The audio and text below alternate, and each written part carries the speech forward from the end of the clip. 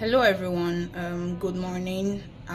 So I woke up this morning with thoughts, and I really wanted to share with us. So, like we know, generally in Nigeria, especially, January are seasons where the church gather to pray. That we take our time in January to extensively pray for the year.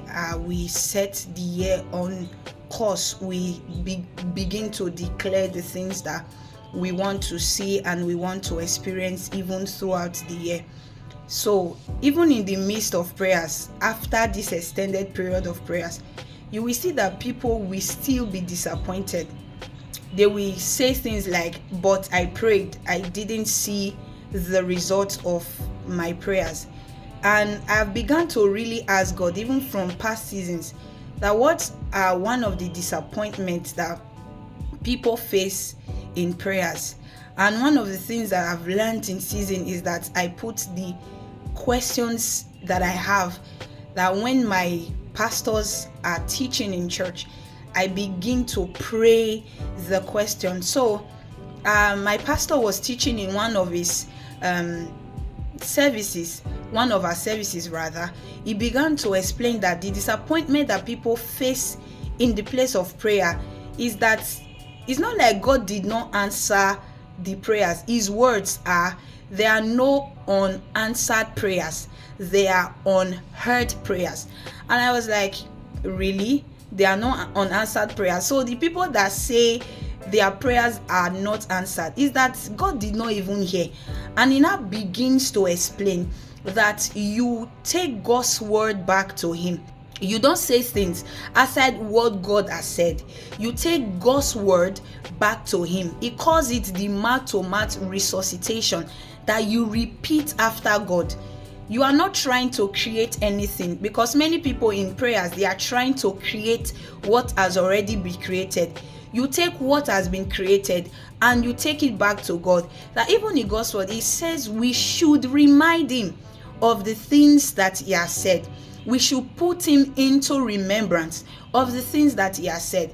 So I would really want to employ us to be wise with this season, to take this season of prayers and take God's word back to him, to use these seasons of prayer so that we'll not be disappointed at the later end, so that we'll not say, God, but I prayed, but I asked. The truth is, there is no unanswered prayer. It is that he did not even hear at all. So to avoid that, take God's word. There are many times our pastors gives us focus with God's word. Then most times we receive a direction that God is leading us, even personally, and we look at God's word concerning what is teaching us in that season, and we begin to repeat it after God. We say after him, God, you have said, and so I say. God, you have said, and so I say. And that is one of the ways that we begin to receive answers even in this season. So for many people, they will say, it used to work.